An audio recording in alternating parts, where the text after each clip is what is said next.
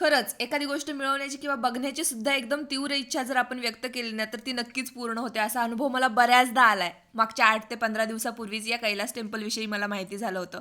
आणि जेव्हापासून मी हे ऐकलंय, तेव्हापासून मला असं झालं होतं, की कधी एकदा मी जाते आणि हे मंदिर बघते आणि आज फायनली मी इथे उभी आहे. आपल्याकडे जी 20ची जुनी नोट आहे ना, त्यावरती याच मंदिराचा फोटो आहे, हे मला इथे आल्यानंतर समजलं. इथे येण्याचं आमचं कोणतंही प्लॅनिंग नव्हतं, पण अचानक रात्री ठरलं आणि दुसऱ्या दिवशी आम्ही इकडे यायला निघालो. आता काही लोकांचं असं म्हणणं आहे, की हे मंदिर एलियन्सनी बनवलंय, पण आपले सगळे देवदेवता एलियन्स इथे घेऊन येतील का हो? मला तरी असं नाही वाटत. प्रत्येक ठिकाणी जाईल तिथे एखाद्या देवताचा किंवा देवीची कलाकृती इथे बनवलेली आहे आणि इतकं नाजूक काम आहे, बघत बसण्यासारखं वाटतं सगळं. इथून दुसऱ्या मजल्यावरती जेव्हा आम्ही गेलो त्यावेळेस समजलं की इथे भली मोठी महादेवाची पिंड आहे आणि जेव्हापासून हे मी पाहिलं ना तेव्हापासून असं वाटतं की त्या काळी किती मोठा थाट असेल या मंदिरामध्ये. वरपासून खालपर्यंत हे संपूर्ण मंदिर एका दगडामध्ये कोरलेलं आहे आणि एवढं सगळं नाजूक काम हातांनी काही लोकांनी बनवलेलं आहे, या गोष्टीवर खरंच विश्वास बसत नाही.